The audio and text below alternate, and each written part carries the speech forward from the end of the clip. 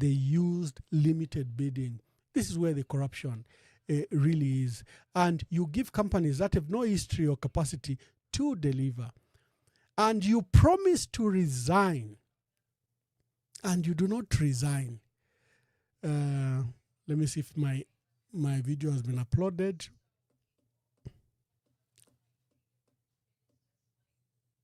Yeah, no, I don't seem to be lucky today.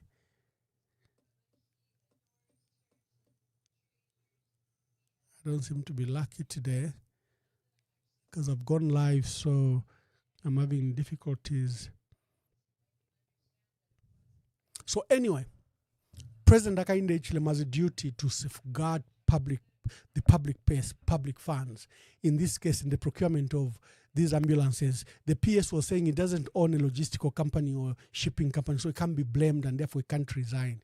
As if he's speaking to children. Did we say government have shipping companies? Did we say government have logistical companies? We didn't say that. That is why you set out a contract and ensure that the contract delivers on the terms, because there's public funds involved. In this case, $13 million of public funds. And I think they were paid in advance to attempt to fast track the process of delivering these ambulances. To date, only 47 out of 156 have arrived. These ambulances should have been delivered in June 2024. They missed that deadline. An extension was reluctantly given to 31st December. They missed that deadline. Another extension was done to 31st May. This is where now the Permanent Secretary, Nicholas Piri, pledged that he would resign because of if the ambulances are not delivered. So we'll go now to our main topic, which is the Africa Development Bank race. The campaign was lackluster, and I will justify why I am saying this. So first of all, let's go back to this matter. As the electoral season approaches, the judiciary is gearing up to meet the expectations of the public, political stakeholders and the constitutional framework. Judges of the Constitutional Court have gathered in Livingstone for a vital training session focused on constitutionalism and electoral justice. Delivering justice in electoral disputes is not just a matter of applying the law.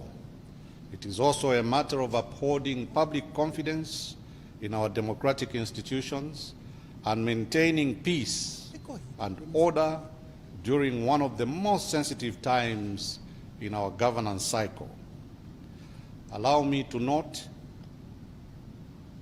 that what may be slightly different this time around is the existence of my advisory committee on election management. President of the Constitutional Court, Margaret Munalula, highlighted the importance of this training, stating that it will equip judges with essential tools to act as peacemakers during the election cycle. The training is intended to equip the Zambian Constitutional Court with the tools to not just adjudicate fairly and impartially, but in a manner that nurtures confidence in the court's decisions, thereby promoting not just the democratic rule of law ideals of the country, but also the court's role as peacemaker in the forthcoming election cycle. The United Nations Development Programme, UNDP, is collaborating with the judiciary to facilitate the crucial election management trainings, ensuring that the legal framework supports a fair and just electoral process. For Zambia, save for a few isolated incidents, it is encouraging and instructive to note that political parties, candidates, and civic activists continue to believe in and seek redress for electoral disputes through established mechanisms, be they conflict management committees under the Electoral Commission or the courts. Angela Limonya, ZNBC News, in Livingstone.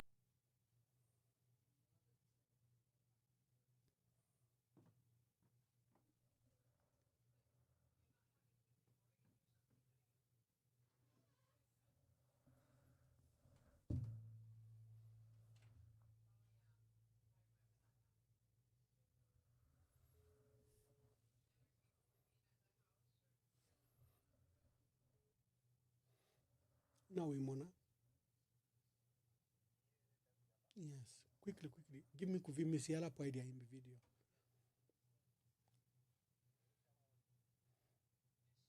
But I'm saying Mbika kuvimi so that I go live.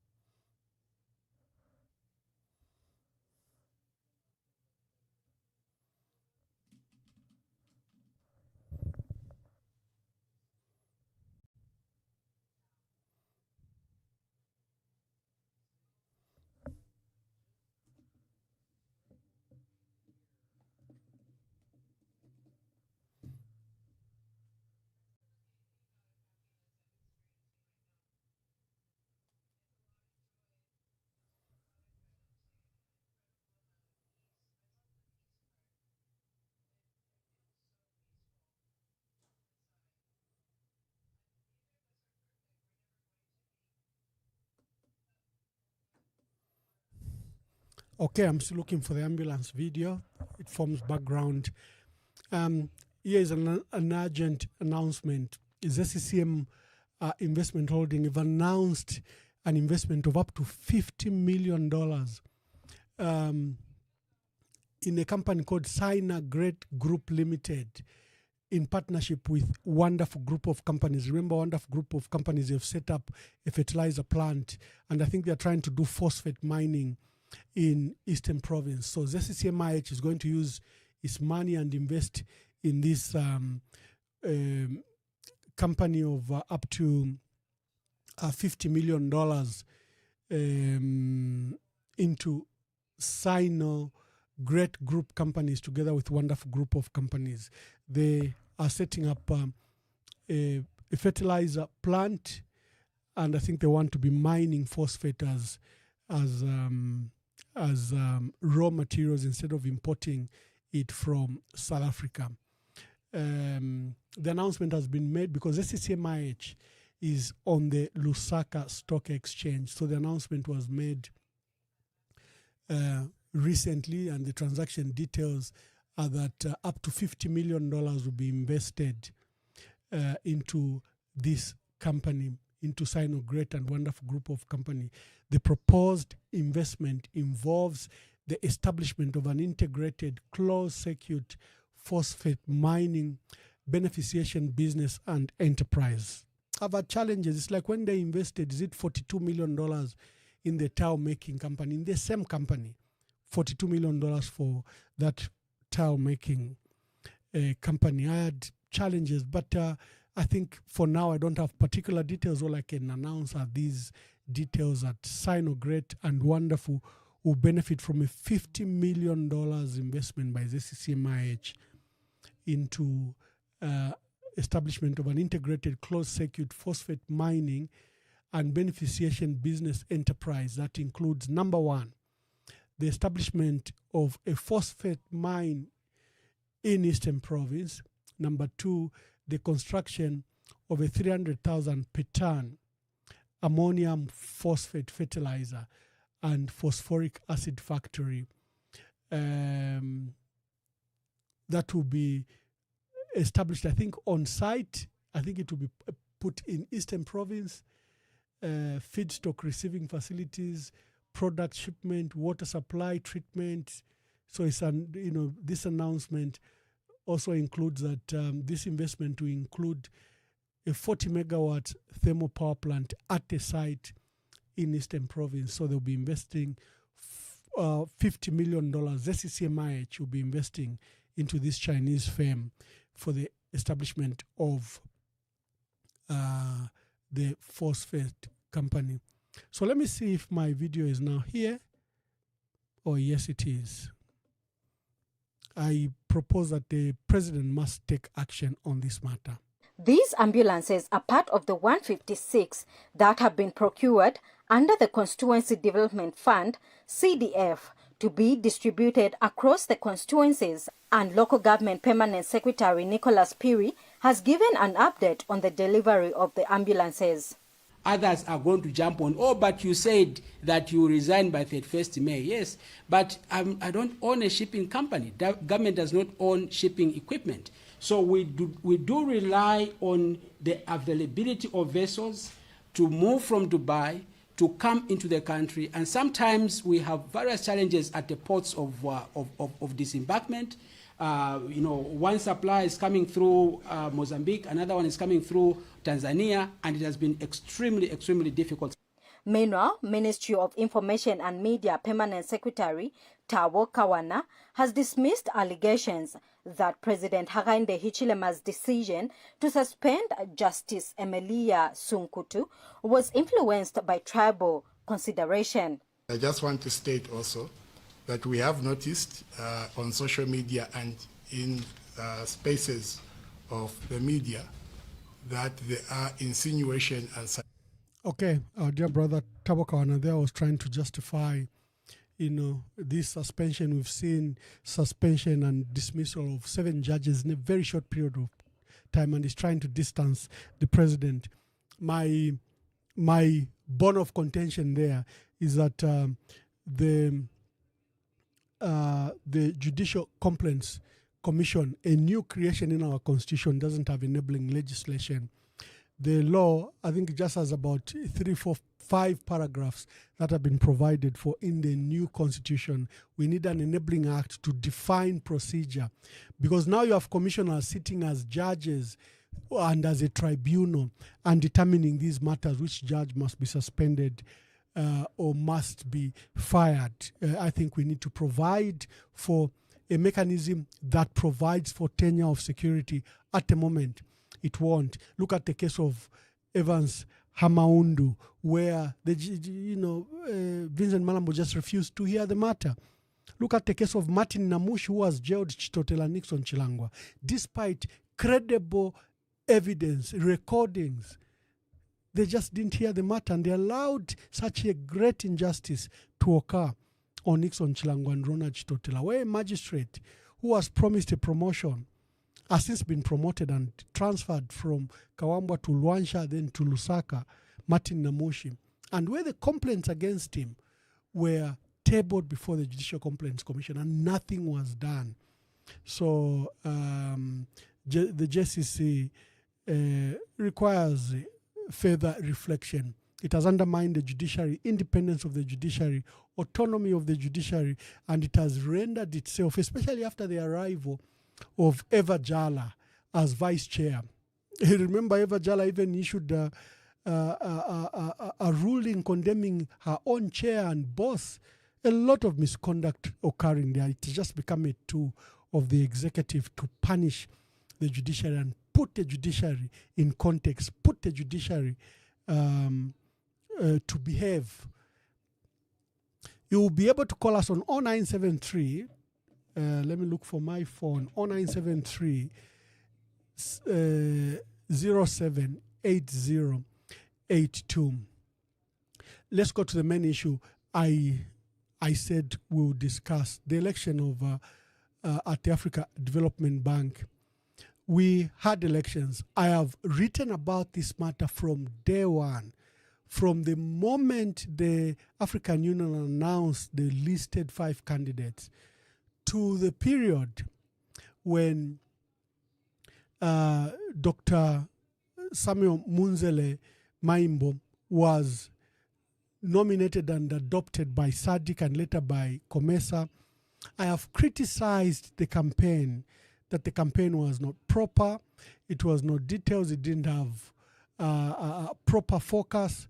Here you have a very good candidate, but you fail to deliver the win. We were near there. First of all, Tony Blair Foundation and Brentes Foundation should have been kept afar. I was at the election for Raila Odinga and Mahmoud Yusuf of Djibouti. Just the association of Raila Odinga with Brentes Foundation, Africans frown upon it because they regard Brentes Foundation as a neo-colonial entity, imperial organization that promotes North African interest, multinational mining interests, and other alien interests to Africa. So Brente's Foundation and Tony Blair Foundation should have been very far from this campaign. That is number one. No, number one should be that I should congratulate Dr. Samuel Munzele Maimbo for choosing to aspire to lead the business and development of Africa. And through his election bid, I think he kept our country proud. He put Zambia on the map. So we need to congratulate him for that wonderful work he did. I hold it that he was let down. I was the first one to lament that where is the campaign team? Where is government? Because this is a government to government. Where are the special envoy for him, for Maimbo? I was the first one. There was a second criticism I put up. I demonstrated that Maimbo was quite junior at the World Bank. Although he carries the title of vice president, I demonstrated by the World Bank organogram, and he lies far below in the structure. And I said, what are we doing to turn this weakness to a fortune? Because his competition were ministers of finance, central bank governors.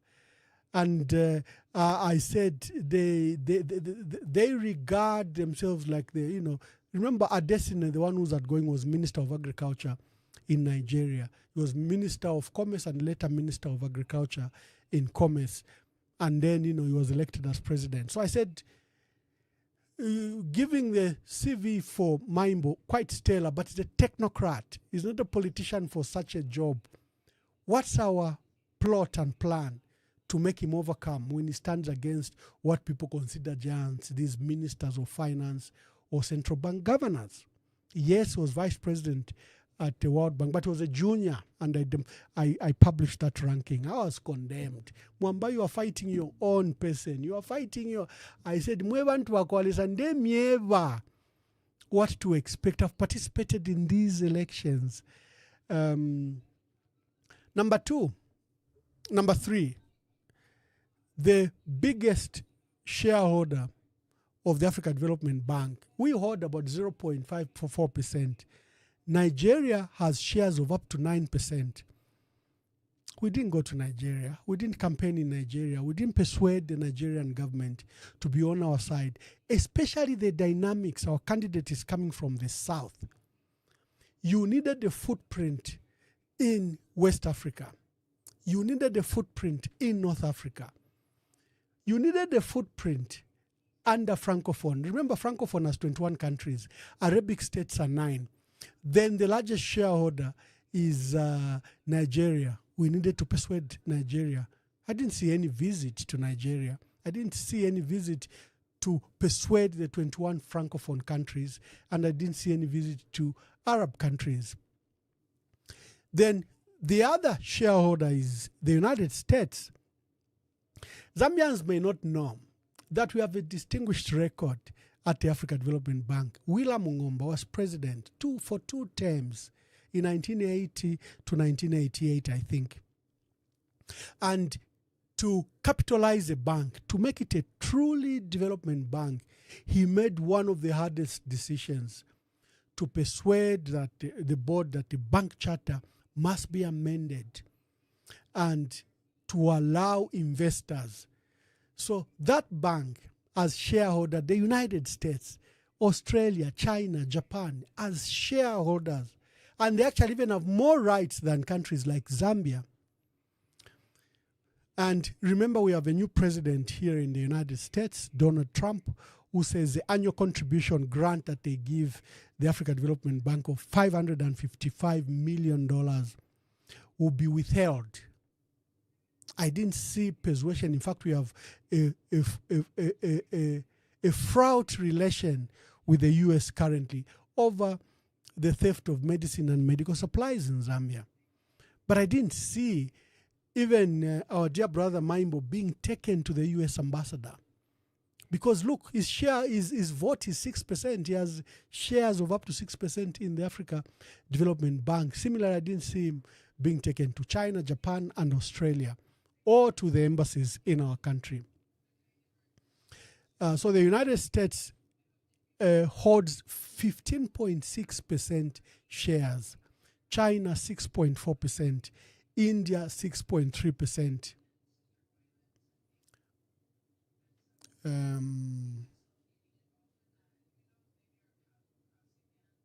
Sorry, my thoughts. Yeah.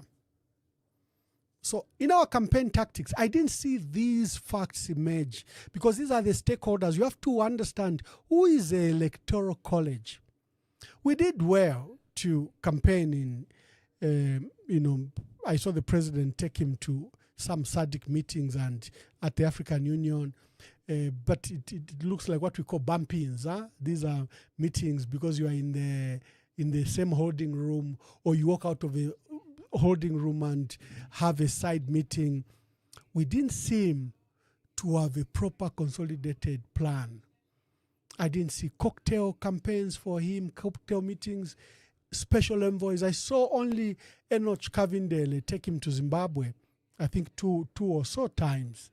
But I think there was need to invest in our relationship with South Africa. We should have found someone South Africa respects and send him. It could even have been my dear brother, Bishop Trevor Mwamba, UNIP president, who you could have given him Maimbo, and they could have gone to see Cyril Ramaphosa to ensure that Shabalala, who was a South African candidate, withdraws. We allowed this wound to fester. We looked very bad to the other regions. The other regions had one candidate. We had two candidates from Southern Africa. And to my point of view, there was no effort made to try to persuade South Africa to have their candidate. In fact, we tried to fight them through SADC, and so that they could drop it. But South Africa played a double card. They said, look, she has a right to participate. She's former vice president of the Africa Development Bank and will not stand in our way. But what we will do is we will not depart from the official position of SADC. And you know that was not true. So there was a division that was created when Swazi Bajabulile Shabalala was allowed to stand. We just looked bad to the other region that had unified around one candidate. We had good endorsements, SADC and COMESA, but we rarely attended meetings. Our president was at trade shows and workshops in Dubai and Qatar. He missed 2-3 meetings in Zimbabwe for SADC. He missed 2-3 meetings in Namibia, SADC meetings. I remember even criticizing on my page that the president must choose his decisions better. Why should he be in Dubai for an expo, which is usually attended by businessmen and technocrats from ministries? Why should he be the one spend 4 or 5 days in Dubai? He should have been at the SADC meeting in Namibia. For the meeting in Harare, he just chose not to go there. We, in fact, even credible newspapers like Bloomberg and Reuters said the president and his delegation was uncomfortable. We even withdrew the Zambia army that was supposed to play football with the, into that SADC sports festival that was happening alongside the SADC summit. Some SADC summit the president only attended by Zoom. So I think we let down Maimbo by those choices and those decisions. As shown from the win, you can see that Maimbo had good. He garnered 40% in the first round, including beating the winner 40%, but you require 50% plus one, and he was a good candidate. You can't take away that from him. But Maimbo's opponents, like I said, were senior, were ministers of finance and central bank governors. I propose that we should have used elements, personalities, great personalities like Wadiangandu, Margaret Monakatwe, and Felix Mutati. These are peers to the other ministers of finance. Maimbo was coming in as a technocrat, but these are political decisions. There's a campaign. If he's not a former minister, he's not a former central bank governor, we should have gotten former central bank governor and former ministers to surround this campaign and to unleash them. the COMESA executive director, who was COMESA Secretary General Chileshe Kapwepwe, who's a former executive director for Africa at the IMF. She was executive director at the IMF. I know her role as current Secretary General of COMESA, but we should have utilized that too. She did a wonderful job to ensure that COMESA adopted Maimbo. And like I said, we've had a president at the Africa Development Bank, Wheeler D'Israel Mungomba. He was a respected lawyer, a banker, and politician. Many people might remember Dean Mungomba, the young brother. No, there was a patriarch in Wheeler Mungomba, his elder brother, who was president of the Africa Development Bank Group in 1980, the one that made decision to open up the bank charter and invite the US, China, Australia, Japan, and others to be shareholders so that the share capital of this bank could be helpful to Africa. Remember, we're trying to replace the IMF with an African financial institution. We're trying to replace the World Bank with African institutions. So Africa Development Bank becomes very, very key. And Wheeler Mungomba played that key role. In fact, that's one of the reasons why Dr. Caleb Fundanga was senior advisor to the Africa Development Bank president. Caleb Fundanga later became our governor. I didn't see him in campaign with Maimbo, although someone wrote to me, he said, no, Ambassador Mwamba, we saw some pictures with Maimbo. That then could be good, but we should have used all these aggressive approaches. And like I said, I didn't see a plan. You know, I've participated in election. I've participated in the recent election of Licando Kalaluca, who I'll speak about briefly before I open phone lines. Francophone countries in Africa are 21, and they have a habit of voting as a bloc. The Arab countries usually join the Francophone countries. There are 13 countries that have these Arab factors. If you see, this is 34 out of 34 countries out of 55. Already, you have almost over a 50% plus one. If you get the Arabic and Francophone countries, you have a 50 plus one. I didn't see a plan for us to secure one of the Francophone countries who could then support us. I didn't see us venture to Arab countries like Morocco, where we enjoy good relationship, to campaign for us, or Algeria or Egypt. I didn't see that. Because remember, the other candidates came from Senegal, from Chad, from Zambia, and from South Africa, the 5 candidates. So the big giants in Africa, Egypt, Algeria, and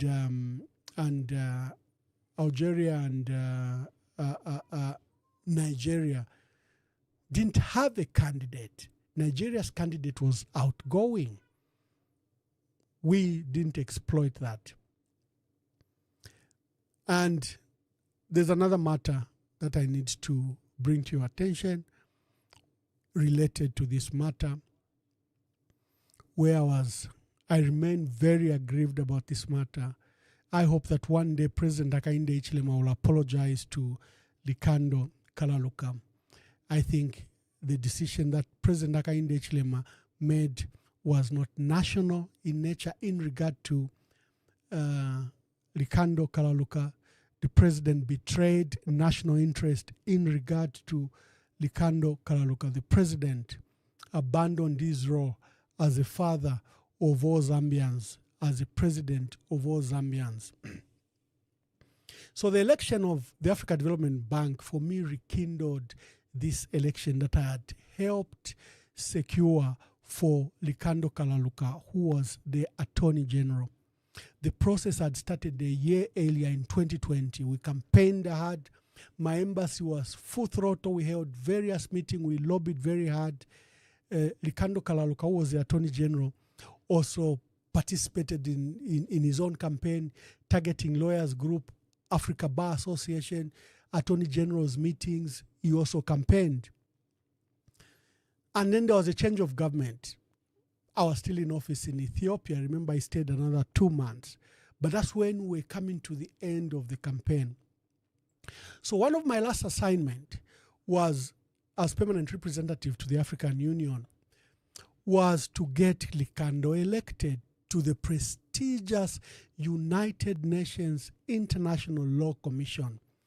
The International Law Commission is a United Nations body. It's a body of experts responsible for promoting progressive development of international law and its codification. It was established in 1947, and the International Law Commission works to identify gaps in international law and proposes new rules to and codify existing ones. So you can imagine this is a lawyer's dream. There are very few people that sit on this. From Africa, only 9 out of 55. It's a very competitive process. Katushi chamwingirire Licando Kalaluca ayibera ati awe inenga Attorney General wa Zambia. I think I want to participate in this role.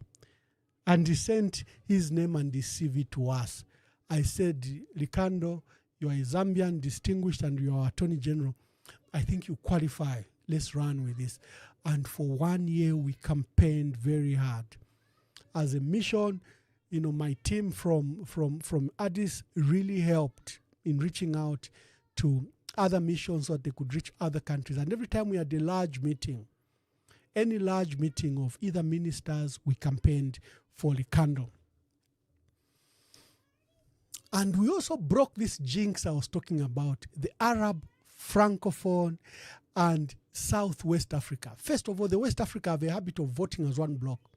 The Arabs have a habit of voting one bloc. The Francophone have a habit of voting one bloc. In fact, we Southerners and Easterners, East Africans, don't even do very well. Sometimes we divide ourselves. East Africa will go this side, SADC will go this side. Our colleagues in West Africa and North Africa have this strange unity and solidarity, but we broke that.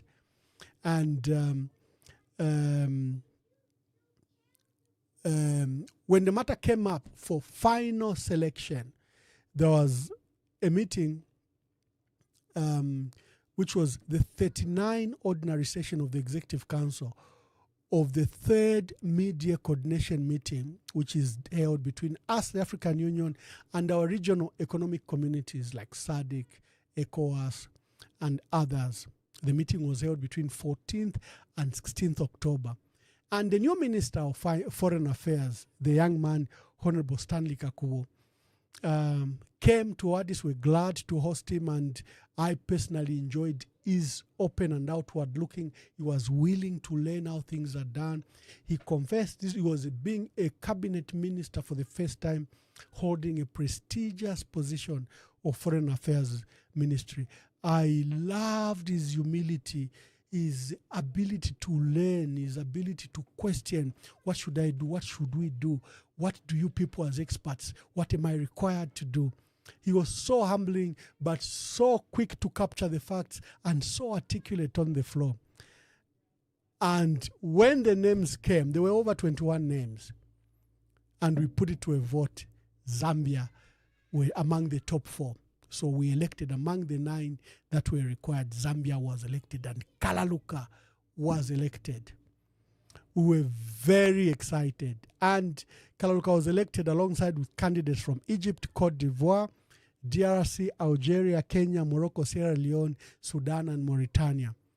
If you see Egypt, Cote d'Ivoire, DRC, Algeria, Morocco, Sierra Leone, Sudan, and Mauritania, these are almost all French Francophone countries or Arab countries like Mauritania, where the president of FDB has come from. The meeting was for 2 days. The following day, we escorted the minister. We saw him at Bole International Airport, and he was flying back to Zambia. I sought permission from him that my mission press secretary would issue this statement to speak about the budget we had adopted, but more so to celebrate the election of Kalaluca. Although the elections were going to take place at the UN, the submission that Africa does, the list that Africa gives, is almost immutable. So Kalaluca was as good as elected. Zambia was going to sit at this prestigious body represented by Licando Kalaluca. In the following week after we had issued the celebratory statement, I was told the minister called with a lot of regret. Stanley Kakubo is a gentleman at heart. A gentleman at heart. He called me, Ambassador, I regret to inform you that a decision has been made to withdraw Kalaluca. I said, you can't. He's been elected by Africa. We don't change decision. This is not a decision of Zambia. You are doing a disservice. He's been elected by 55 countries to sit on that board. He says, no, I'm not calling you for debate. I'm calling you to inform you that I have been told that a decision has been made to withdraw the candidature of Licando Kalaluca as commissioner on the International Law Commission. The only reason I'm calling you, Ambassador, is that I want you to help me with procedure. What should we do? I was broken. I think I remember asking Honorable Kakubo if I could speak to the president. I'd never spoken to him. I knew I was going to be recorded. You know, I was a very prominent figure in the Patriotic Front, and I knew my days were numbered. But on this matter, I think I begged that if I could speak to the president, because it was a decision that was standing against Zambia's interest. Here you are, out of 55, 9 candidates from your countries. Your candidate is among the few 9 that have been elected. This is a decision Africa has made. This is a decision that benefits your country. Whatever issues you have with your candidate, in fact, you bury them to prop them up. He said, no, there's no decision. I said, okay, I'll get back to you. I made some inquiries. I went to the African Union Commission, which is our secretariat. When I came back, I was told, in fact, the names were already submitted to the United Nations, because there was the General Assembly that was coming up, or some meeting that was coming up just in November to begin the process. Whoever was going to be elected was going to hold office for between 2023 and 2028. I think it's a 4 or 5 year program. And he said, no. As soon as the decisions was made, it was even delayed. That is why we pushed this decision, and the matter is already with New York. So I came back to my dear brother, and I informed him that, Honorable Minister, what you can do now, you have to engage. I think Dr. Ngosa Simbiakula was our permanent representative at the United Nations. Ask him to write a letter to the UN Secretary General to formally withdraw this candidate. And, well, there was nothing we could do about our press statement. It had been existing in the media for about 3-4 days, so we couldn't withdraw it. I just let it lie. And if you go to my page, I've attached communication where the United Secretary General wrote back to the Zambian mission in New York, saying, we have taken note of your letter dated 21st October 2021, where you requested to withdraw the candidature of Licando Kalaluca to the prestigious position of Commissioner for Elections of Commissioner to the International Law Commission. We hereby agree and withdraw his candidature. I have attached that letter. Bakateka filata bachita. There are Zambian things and there are PF things, there are UPND things. What you did to Licando Kalaluca, you owe him an apology, Mr. President. You were unpatriotic. You acted against national interest. Whatever your feelings were, whatever reports, whatever innuendos you had heard about Kalaluca, you had not done any formal investigations. And you had not investigated any of the matters. There was no need to act in the manner you acted. I personally was disappointed. I've never spoken about this matter until during the election of Maimbo. What inspired my writing was your press secretary, Mr. President, Clayson Amasaka. He was criticizing Dr. Sishua, that Sishua's criticism is unfair on Maimbo. It's unpatriotic, it's not nationalistic. That is why we don't have many Zambians representing us at international bodies. So I needed to shame that Clay Sonamasaka. That just remember what your president did.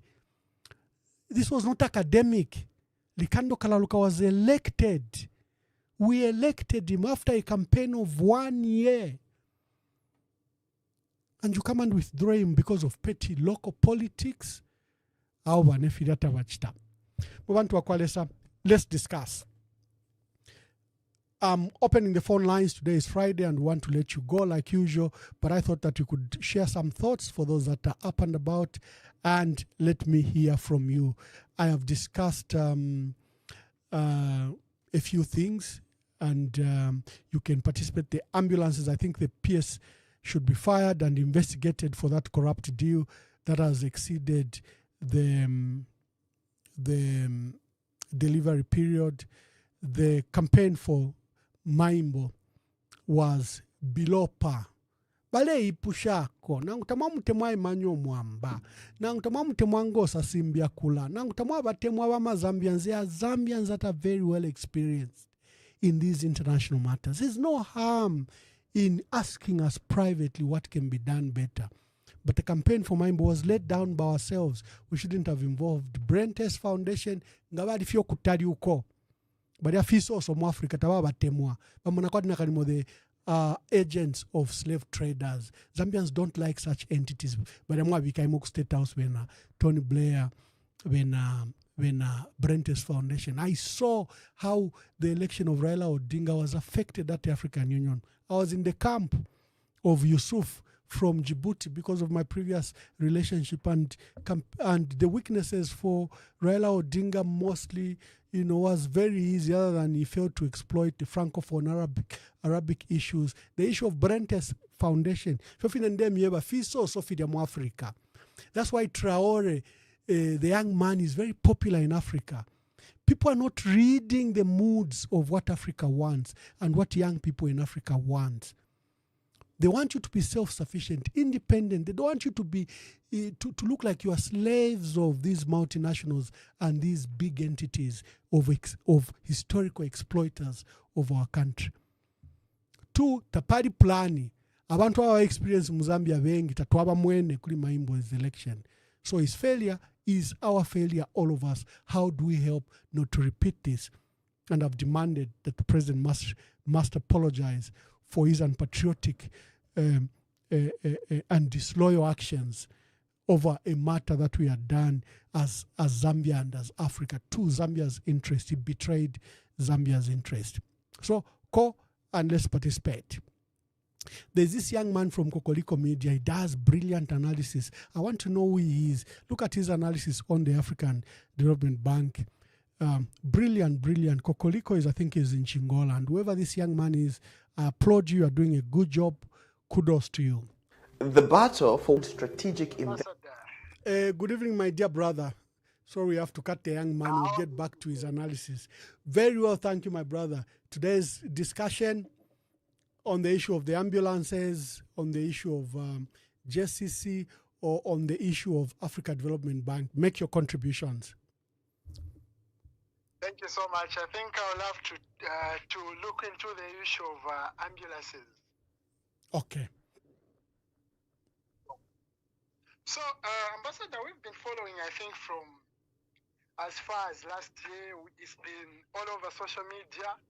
Yeah. The 156 ambulances which were being procured under the Ministry of Local Government. Mm-hmm. I think it has taken a lot of time. Yeah.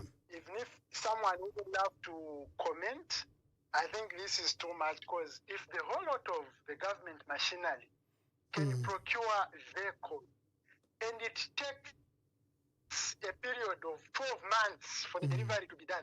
And today I saw on social media where the PS for technical department under Ministry of Local Government was saying that government does not have I don't know what word he used, but he said something like shipping or logistical companies. Yeah, he said something like that. Government doesn't have logistical companies and stuff like that.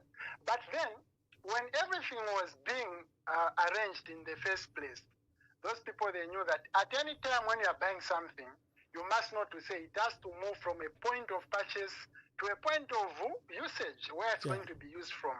How long is it going to take? And at this point, we are talking about vehicles like ambulances. We've got constituencies where there isn't any ambulance, and the citizens are actually in need of such things. But how then the entire management under local government haven't seen the necessity of trying to speed up the process? This is now a birthday of, it has taken 365 days. We'll be celebrating a birthday over this same issue again. And then we'll have a PS who's becoming dramatic on media and is confidently speaking. I think civil servants, it's high time they should realize to say, when you are in an office like that of a PS, when you are giving a briefing, don't politicize. Don't become too funny and you just think, okay, this is a game of debate. No, citizens on the ground level, they are in need of ambulances. That money has been frozen for now, for a period of 1 year. It's not being used. We are not seeing, it's like the company that was given that tender, they've gotten the money already. And when you are in business, instant after getting the money begins to gain interest in other ventures.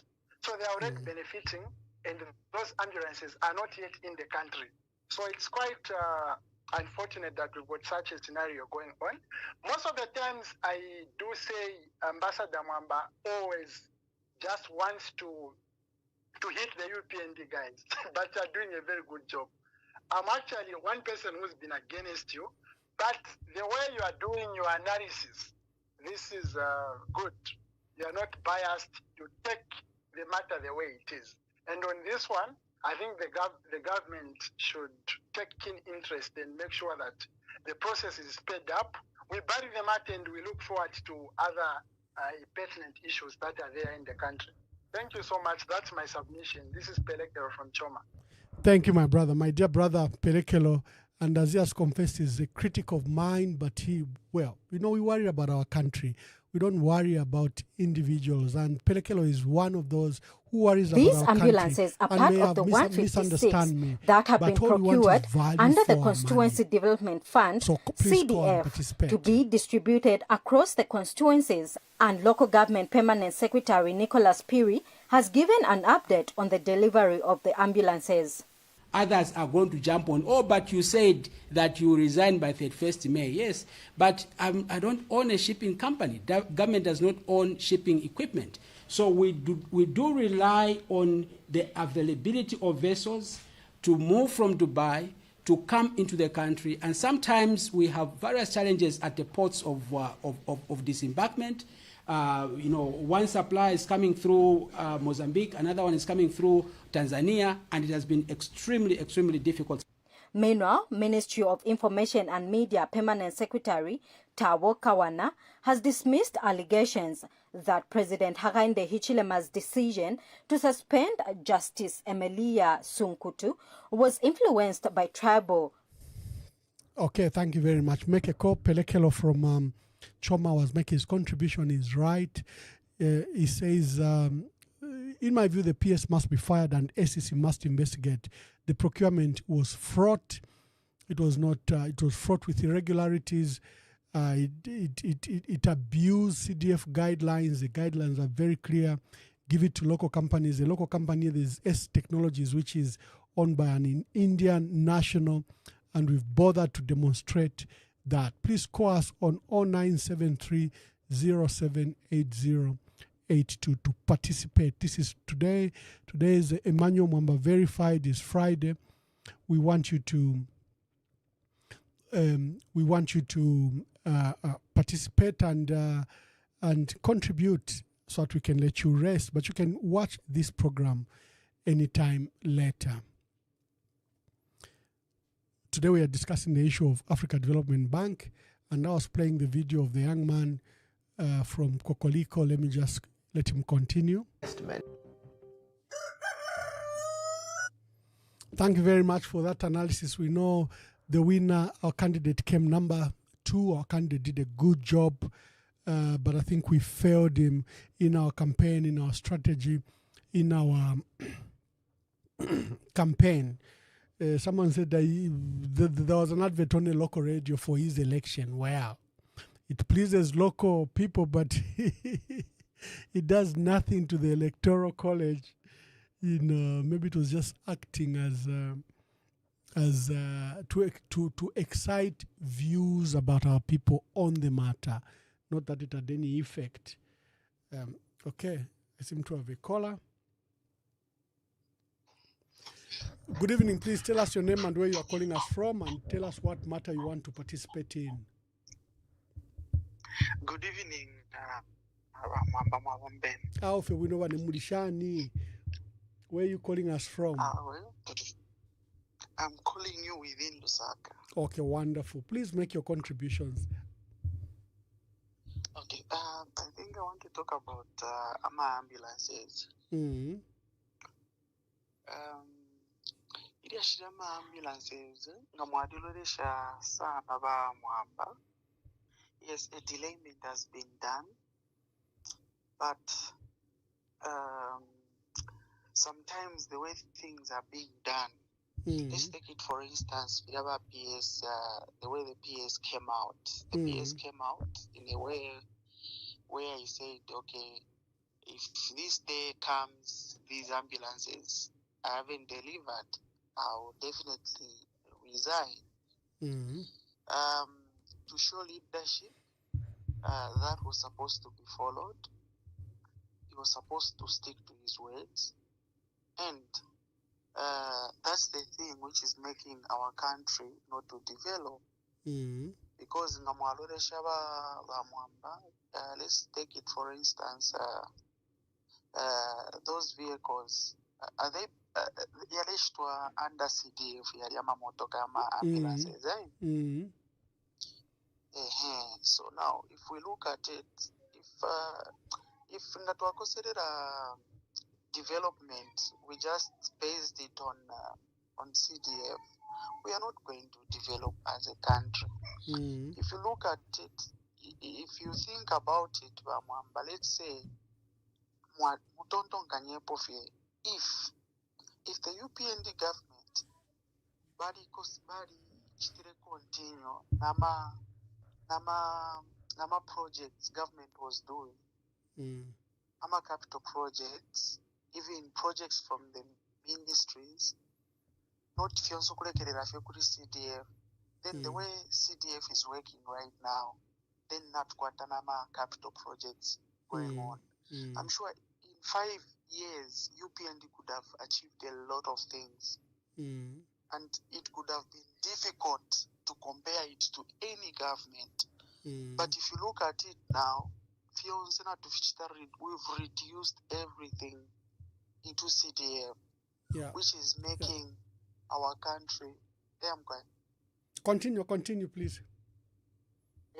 So which is making our country not to develop the way we want it to develop. Let's take it for instance, if we are talking about ambulances, the way the ministry has bought ambulances under CDF, what we are supposed to talk about right now, we are supposed to talk about, we have Matelo Level 1 Hospital. The previous government did Matelo Level 1 Hospital, Chawama, and Chipata Level 1 Hospital. What we needed now is to have another Level 1 hospital within Matero. What we needed was to have another Level 1 hospital in Mandevu, another Level 1 hospital in Chawama. By so doing, we are not going to depend on those ambulances. Let's take it for instance, those ambulances, the ones we have, the ones we are using now, those ambulances, you'll find that for a long time, but they are good. But as a country to develop, what we need to look at, having equipment, muma hospitals, ayama hospitals, because let's take it for instance, the the level 1 at Matelo level 1 hospital there. If you go there, the mortuary is not enough. I don't know, abantu more than 30. If you come at what's this Chipata level 1 hospital, this is when they are putting up the mortuary. So in short, what we need equipment in our hospitals. We need things which is going to save us. We need more hospitals. My brother, quickly wind up. I can see there's a queue of calls. So in conclusion, thank you so much, Wamamba, for the wonderful program. May God continue blessing you. Thank you. Oh, wonderful. Thank you. I can see the queues of callers is coming up. We don't want to stay long.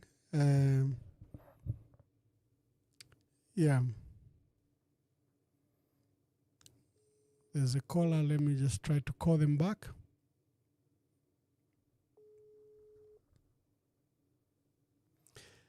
Good evening. Please tell us your name and where you are calling us from. C1 from Lusaka, Zambia. Okay. Please make your contributions. My contribution is simple, sir. I'm just enjoying your programs, and those are very nice current affairs, such that we as the country of Zambia, we are following and we're able to know where we are as a country. I just got to commend you and continue with your good works. Oh, wonderful. Thank you very much. God bless you and happy weekend. Thank you very much, sir. Work well. Thank you. These ambulances are part of the 156 that have been procured under the Constituency Development Fund, CDF, to be distributed across the constituencies, and Local Government Permanent Secretary Nicholas Piri has given an update on the delivery of the ambulances. Others are going to jump on, but you said that you resign by 31st May. Yes, but I don't own a shipping company. The government does not own shipping equipment. So we do rely on the availability of vessels to move from Dubai to come into the country. And sometimes we have... Yeah, please make your contributions. Tell us your name and where you are calling us from. My name is Brian. Yes. I'm calling you from Lusaka, Mandevu. Okay. Yeah, so I would like to contribute on the ambulances. Mm-hmm. Now, I seem to have a problem with the way the permanent secretary was coming out, not knowing how government procurement is structured, but in the private sector, if you are working for a company, you float a tender, the whole process is supposed to be independent. That if there seems to be some glitches in delivery, when you give a statement, yours is to make sure that the company that tendered and won is able to deliver. Now the minister, when he came out, he personalized it. He said, if they don't deliver, I'll resign. Why should he resign? Why should he resign? You know, what he needed was to tell us the steps that government was going to take against that company if by such a time they would not have delivered the ambulances. But the way he came out is like he has some interest, or there's something that he knows which is not sharing with the public. Because if I give a tender following procedure to a company and they don't deliver, in that contract there must be stipulations on what to do next, since they've not delivered and they've not followed the guidelines of the contract. So for me, that is where my issue is. They really need to follow this. There's more to this than what they're giving us. Thank you. Oh, wonderful. That's why my brother have called for investigations, and that the SEC must move in, the president must suspend the suspect. I think that is how you deal with such matters. This is public resource. This is public resource. If you see the arrogance of the PS, you wouldn't even think that this is $13 million worth of money by our people and our government. So it is very, very strange that the PS could say what he was saying. My dear brother, please tell us your name and where you are calling us from. Can you come again? Please tell us your name and where you are calling us from. Patrick Chilufya. Oh, okay. Mkwaiba Chilufya. Yes. Yes, my brother. How are you? Very well, very well. What are your contributions?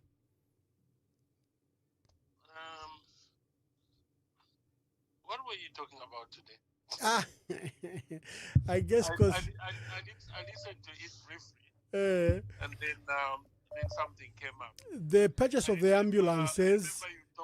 The purchase of the ambulances. We think that the process. You talked about the purchase of the ambulances. And I talked about Nixon Chilangwa, the suspension of the other judge, and how unfair this entire process has been.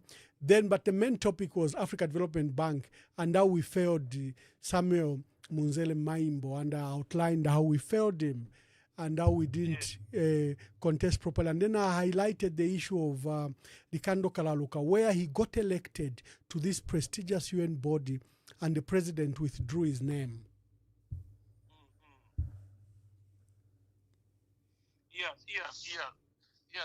The other parts I didn't listen to them, but I followed the issue of the African development. It's just it's a sad situation, and what really surprised me was countries like South Africa should have supported us. We supported Africa during the liberation struggle. Our economy. One of the reasons why our economy collapsed was because of that. So me, I don't know. I think, we've been betrayed by the countries we supported, because the relationship between us and South Africa should be like that of America and the Great Britain.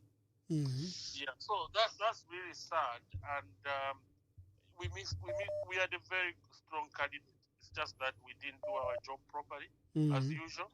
As Zambians, we don't know how to support each other, and we also don't know how to collaborate. If our leaders in government don't know how to collaborate, how to, then it's a, and also I think there is an issue of jealousy also among them. We are a very jealousy country. That's why we can't prosper, because we've got a problem in our country. If I listened to your program about the ambulances. Let me go back to that. This thing of if I was a permanent secretary in Ministry of any ministry in government, you know that Bamwamba, even if you had a good track record, you've got a good company, everything, I would rather give a contract to a foreigner than giving it to a Zambian. That's the attitude. That mindset, where we've got that kind of mindset, you remember the military scandal, where a Kenyan company was paid some millions of dollars. How? What? So, what surprised me is, I thought the ambulances were awarded to a Zambian company, only to discover that actually the person is not even Zambian. Yeah. And then the proper tender processes were not followed, and such a colossal amount of money. It's quite worrying. Where direction where we are going as a nation, and you mentioned the reasons why, circumstances where a direct sourcing should be done, and nothing warranted that. It's really sad. And then I was listening to the guy yesterday. I was, Furious. He should have resigned. He should have resigned. He's even saying he doesn't have a logistic company or he doesn't own ships. No, When I've got experience doing business with the mines. Yeah. When you sign it, when they give you a tender, there are conditions. They give you a certain period to deliver. To deliver. If you don't deliver, they will cancel the order. They don't care. If you've part delivered, they will pay you for that part delivered, but they will cancel the order. And then there's no transparency in our country, because somebody should have shown us the moment that issue became a public issue. They should have shown us the contract. Who was it given to? And was it done in a, because when you look at the UK, when there's a tender like that, it's a public tender. Everything is shown in public, because it's people's money. As we do limited bidding, imagine $13 million. 13 million, all standards. It's a lot of money. Oh, yeah. In the UK, in America, $13 million is a lot of money. I'll give you an example. If I have to build houses using 13 million, it's a city. Yeah, correct. I can build 500 houses out of 13 million. Not small houses, big houses. Even 1,000. Yeah. City. And then we go and give that. Remember the U.S. Vice President Kamala Harris was in our country and he announced a grant of $16 million. So this is not very little money. $16 million. That's a lot of money. International standards. It's a lot of money. So we give out that money, and then the moment that thing became public, ambulances haven't been procured as procurement procedures. Somebody should have even a letter from the company stating that they are going to deliver. By when?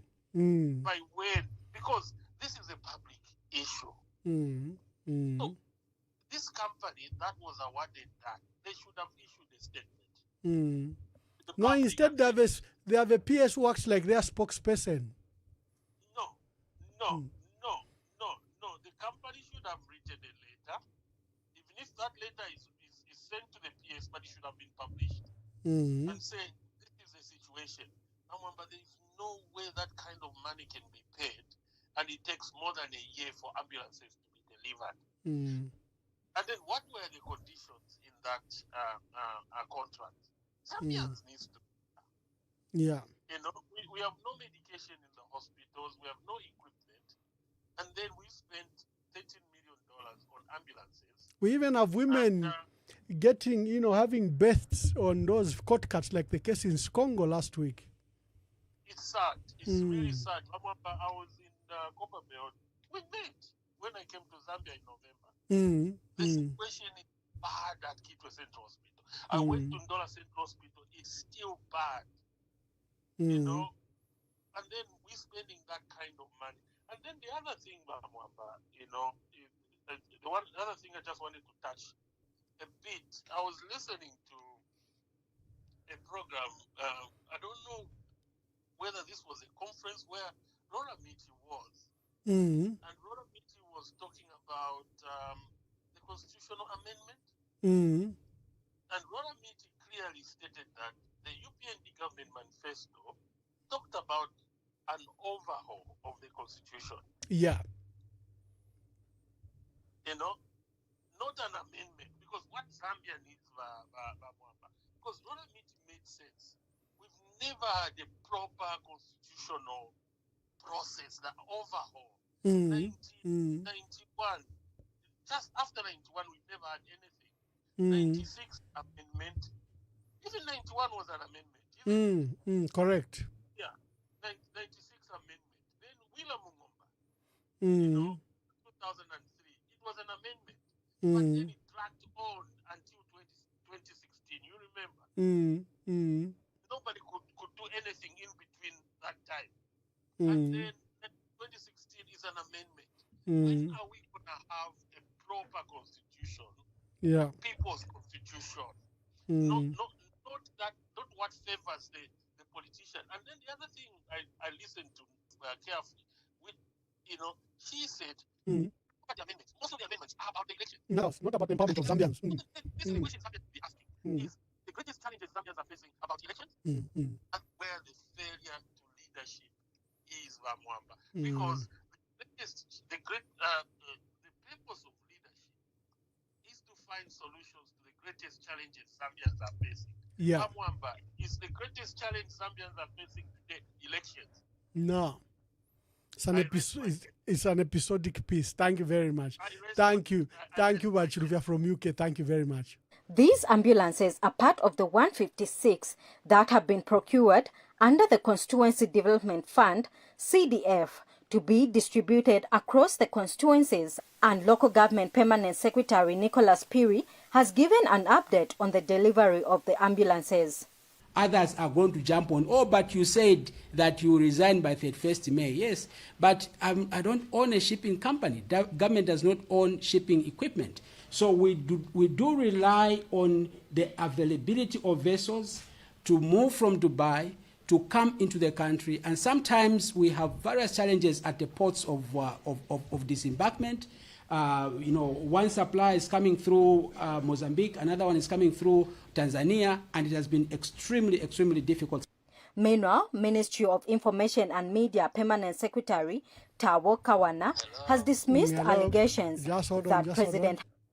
Hello, good evening. Please tell us your name and where you are calling us from and make your contribution. Okay. Good evening, Ambassador. Good evening. Yes. My name is Christopher. I'm calling you from Mukushi. Okay. Okay. Wonderful. Please make your contributions. Well, we just wanted to congratulate Dr. Samuel Maimbo for the good-spirited fight that I think he had put up. Okay. Good. At least he made the country on the map, so that was quite good. Except that, just like you pointed, I think also that he was neglected somehow, because I do remember that you wrote one article where you were clearly spelling out some of the weaknesses that Dr. Maimbo had, owing to the fact that he was actually facing fierce competition. We saw that some economists, these economists, I saw one of them castigating you, and here we are now. Also, just to follow, I think or to agree with what our brother Pirikelo said from Choma, that you are doing a very good job, Wamwamba. Oh, thank the you issue very that much. the problem that we have with I think the UPND is that is there much of the UPND failures is their inexperience, I think, coupled with unwillingness to take divergence views.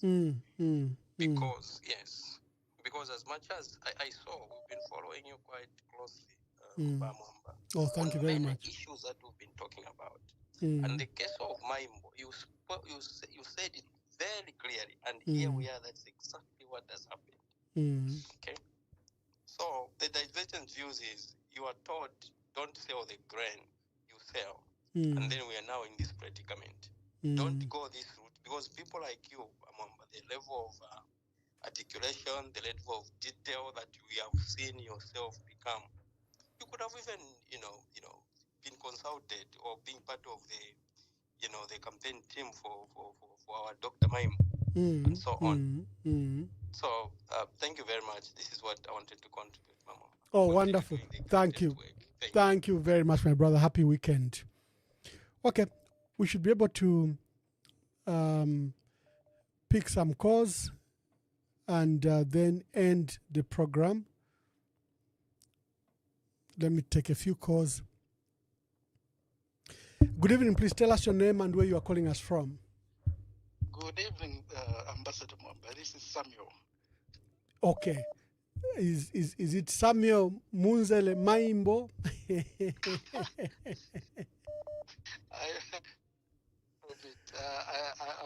I won't mention my surname. Okay, no, but you are not the one that participated in the No, in the lofty, ambitious project of being Africa Development Bank of Africa. No, we don't have anybody to vouch for us because we are on the other half. Okay. Please make your contribution, Samuel. Anyway, yes. So anyway, like I said before, I think I called you the last week. We need an overseer in Zambia. We need to cure this. We need a reset. Yeah. Politicians, yourselves, could be the PF, UPND, whoever it is, we will never do what is right for the country. We need an overseer. We need disciplinarians. I've always said, for example, you have a council of generals. You can't have somebody like that PA saying, no, I don't have a shipping company, as if he's talking to little children. You don't have a shipping company. Imagine you saying that to the generals, what they would do to him. He'll be frog jumping at Freedom Statue. Yeah. You know? That is what we need. We need the discipline, the reset. All these guys, you say, look at the president, for example. Kakuwo does some deals, and then he tells us, no, I called the man, and he says he's not corrupt. What are our leaders doing? Way out of it. Way out. What are they doing? They're supposed to be doing that. The moment the president steps in to do that, what is he telling them? And he's been doing that for many other things. He would come in, say something, and everybody else would be thinking, no, this is a no-go area. We can't go in this direction. Asset declaration. You see? Asset declaration should be out of principle. But you have these people who think they're Teflons. You know, they're Teflons. They're not affected by it. Every other Zambian is affected by it. And at times, it reminds me when he was in opposition, I think it was at Radio Phoenix, he was talking about at Mwalesh Pula during privatization. Yeah. Now I'm thinking, could this be how this constitution amendment is going to be done now? Tulesh Pula, when once it goes through, it's Tulesh Pula. So people should really stand up and say, this guy, he shouldn't go through this as he did 30 years ago. You know, people have to stand up. We are, Zambia is for everyone. It is not for a region. It is not for one man. You are sent to presidency doesn't mean you own everyone, including ourselves. You know, this guy is going back. You know, he doubles down to say it is extremely difficult to bring the ambulances. As if he's talking about ukuleta manure per farmer, telling the farm workers that the manure is delayed. This is a country you are talking about. These are public funds. Explain it. You know, like you're explaining to little children. We are actually supposed to have a dossier. We are supposed to have read it detailed. We are supposed to be reading that and find out what the hell is going on. You can't just be explaining to us like you're explaining to farm workers. You know, it's the country you are running. No wonder things are all going south. There's nothing, no procedure. You know, they're just writing things like on the back of an envelope. Oh, you see, this is what we are going to do. What kind of running a country is that? And we talk against it at no, yeah. You know what? I have to censor myself. I almost said something, but yeah, this is where we are. We need all these things to come round and have our leaders have the freedom to operate. But as I said, I'm going back to it. I think the way forward for most African countries, if not, is to have the top glass roof level overseer to be generous. To be honest, you'll have presidents, leapfrogging, over the roads at Freedom Statue, people watching and knowing to see that, look, I can't be president because, my hand can't just stay in my pocket. So these are the things that we have to be looking at. But anyway, Thank you very much, Wamwamba. Thank you very much, and thank you for your contribution, my dear brother Samuel.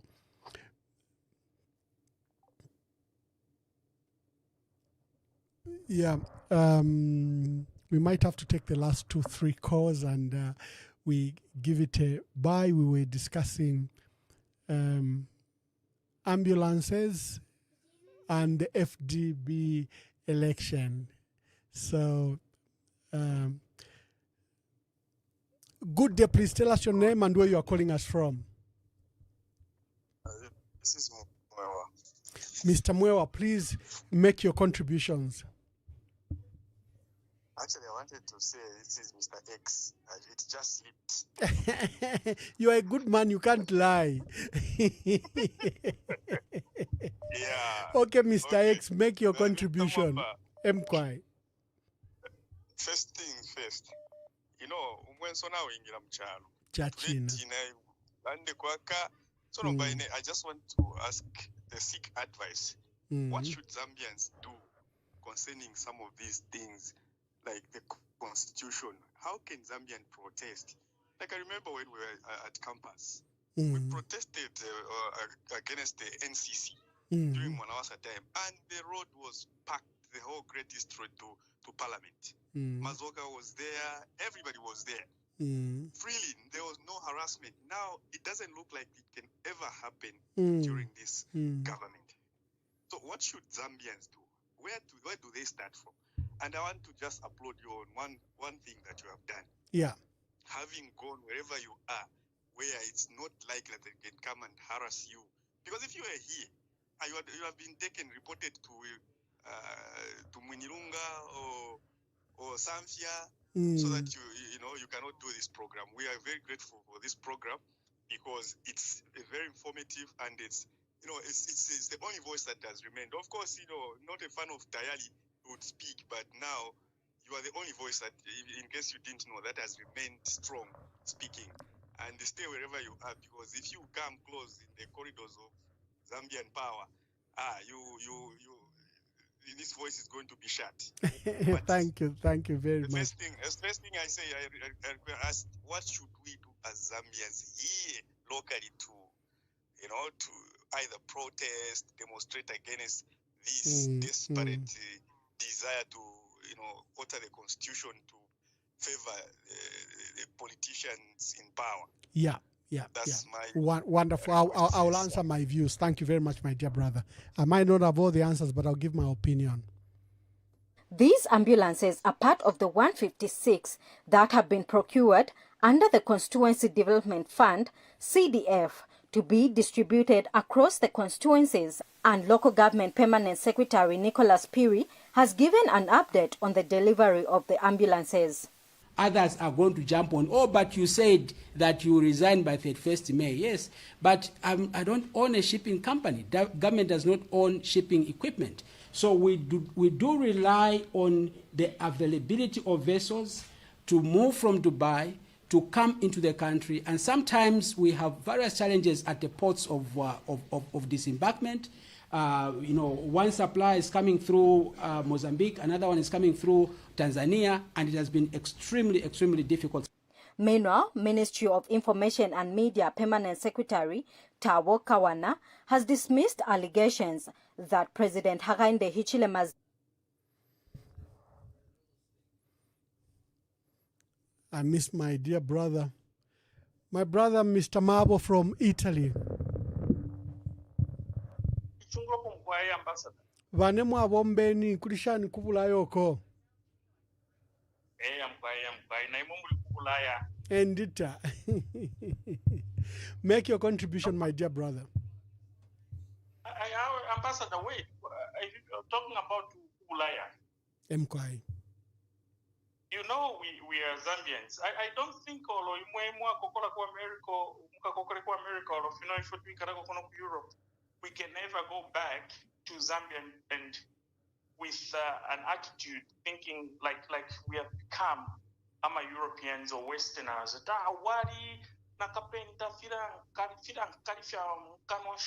We will never be that, right? We are Zambians at heart. Yes, thank you. We are Zambians at heart. But amongst us, some Zambians, some of them are not like that. But instead disassociate. You see, lack of humility. That's why, Ambassador, I think our former Republican President, Dr. Edgar Chagwa Lungu, he moved from Kabulonga and went to Chawama. There's that time he did this, right? You know, that's why abantu they miss him. It's because bali kwatomupa shwa humility abafyashwa. Ubuntu bali kwatasana ubuntu tababa vindictive, tabakwata vengeance. You know, I think Shaivenga Chakwati in his cabinet you were more advisory team yabo, because I think he also appointed people based on meritocracy rather than if you are loyal to these fleeting entities. If you're like you should be loyal, you should be from this region, Shan, you know. Anyway, if you are president of Bulaya, there are some people who started Kunokuma Bulaya, then they are back in Zambia. They think they are better than any other Zambian. Some of them are even in the top echelons of the walls of our leadership. The leadership of our nation.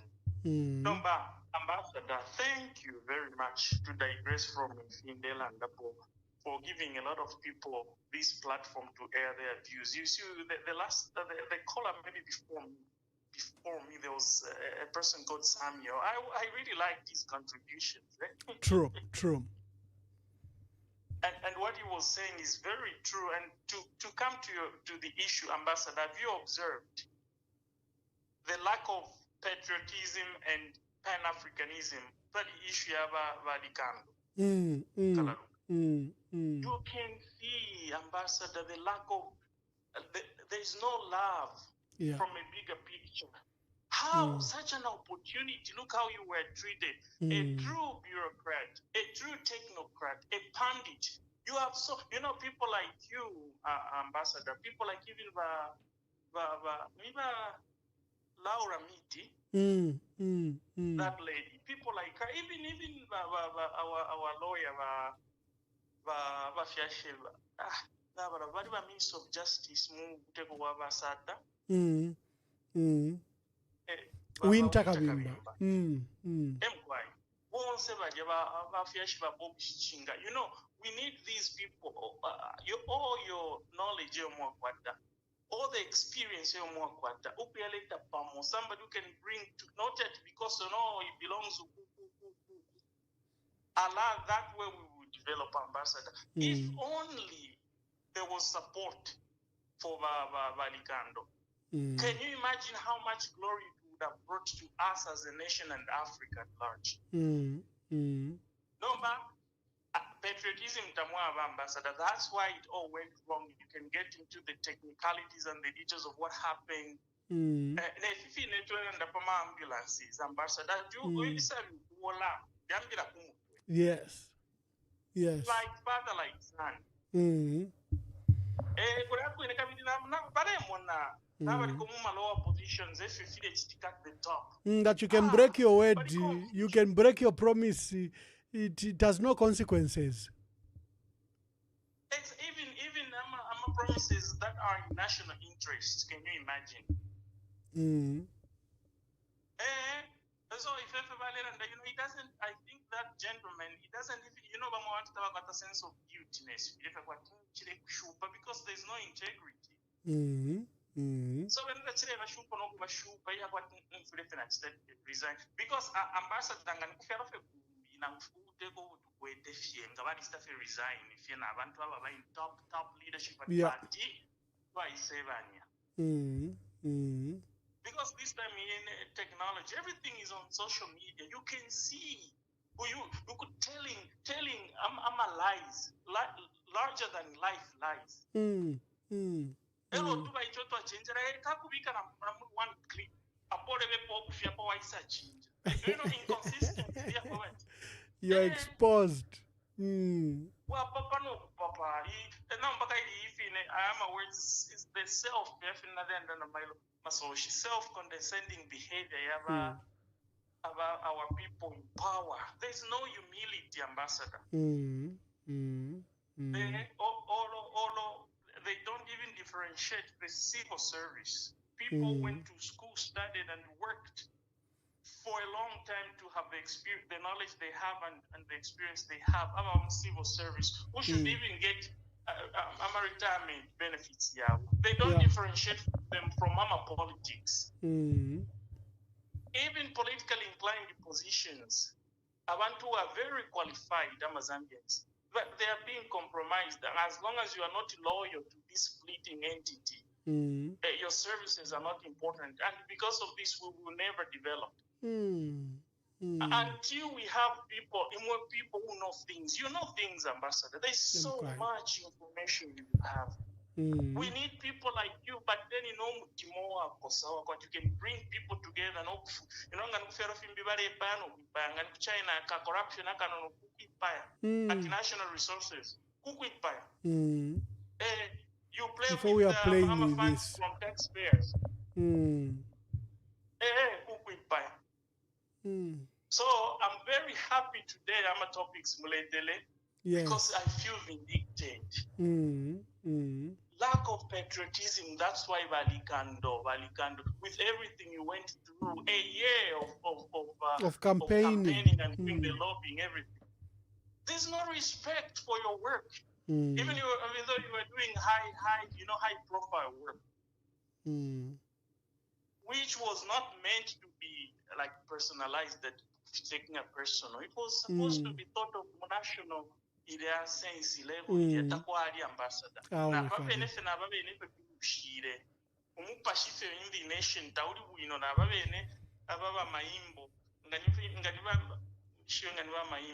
yes Maimbo Samuel Munzele Maimbo. South Africa is disappointed, yes. But I'm thinking, it's our men, so we're supposed to do the hard work, the heavy lifting. I think there are even other very qualified Zambians who were up for these prestigious jobs. Multinationals, international organizations. That it just didn't work because there's no goodwill from our own people. I don't know if there's anything that has been done in national interest so far. The only thing I'm grateful for, Ambassador, the Madam Ambassador we have here, I think there is nobody more qualified to be an ambassador in Italy. Considering these Rome-based agencies. Who do you have in Italy? Who do you have in Italy? Madam Patricia Condolo. Oh, Patricia Condolo, very, she's a seasoned civil servant, a seasoned career diplomat, and she was director at Ministry of Foreign Affairs for a long time. She was in charge of the SADC desk. I consulted her very often. That's a solid woman. I think her husband is a judge. You have a good ambassador there. I don't know if they appreciate her back home, but I can tell you that you have a good professional there. Oh, I'm very grateful for her because she also brought our people when you put them to tasks that you get paid to do this job, because it's like you have to bribe them to even do the job they get paid for. I think work ethic, yes, we should also work on it. But when she came, she cleaned up the mess. Embassy. Yes. Oh, wonderful. Because in have issues now, but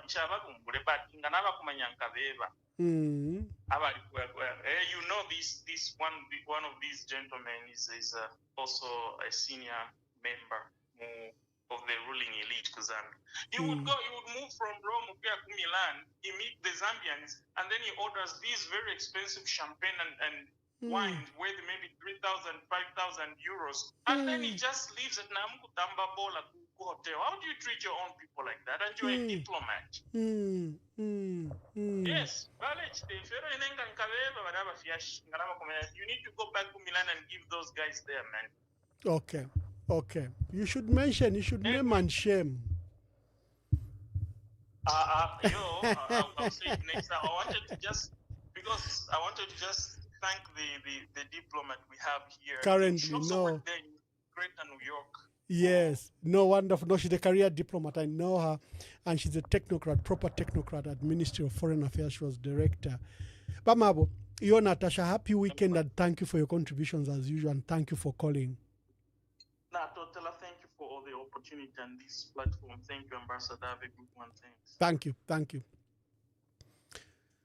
Movantu Wakwalesa, we have to go. Today we're discussing various issues, and I'm glad that you took time to participate. And thank you for all the accolades. We're just trying to give a platform for Zambians to air their views and for us to speak. I talked about Nixon Chilangwa Chitotel and others who had complained to the Judicial Complaints Commission that the magistrate, Martin Namushi, you've given us, here is a recording. Here is his misconduct. They've said they'll promote him, they'll take him out of a rural area, and he should convict us, even if the evidence is thin. Chilangwa Chitotel are lying in prison, in my view, not because they committed those offenses, because they didn't go through a fair judicial process as they are entitled.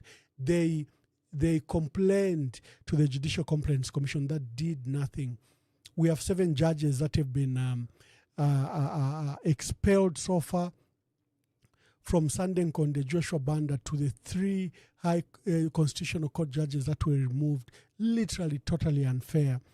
And we're discussing the case of ambulances, where the permanent secretary, who's at the center of its procurement, illegal procurement, has misconducted himself and is too arrogant to the Zambians.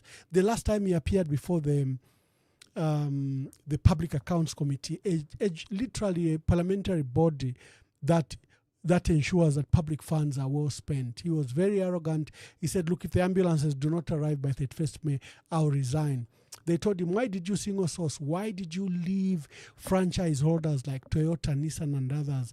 You opted to go to these small unknown companies. He said it's CDF guidelines who were giving opportunities to local content.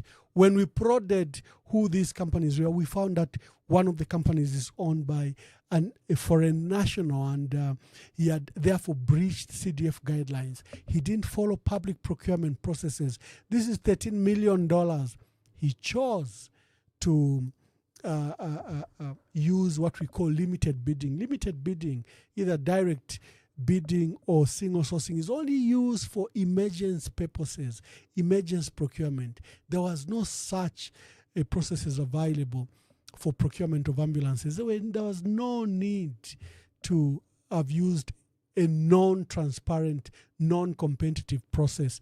And then the ambulances haven't been here, despite the extension from 30th June 2024, 31st December 2024, and now 31st May 2025. And you have the PS very arrogant answering back, what do you expect me to do? I don't own a shipping company. If I resign, how will the ambulances arrive? You have no choice but to let me be in my office to ensure that the ambulances are arrived.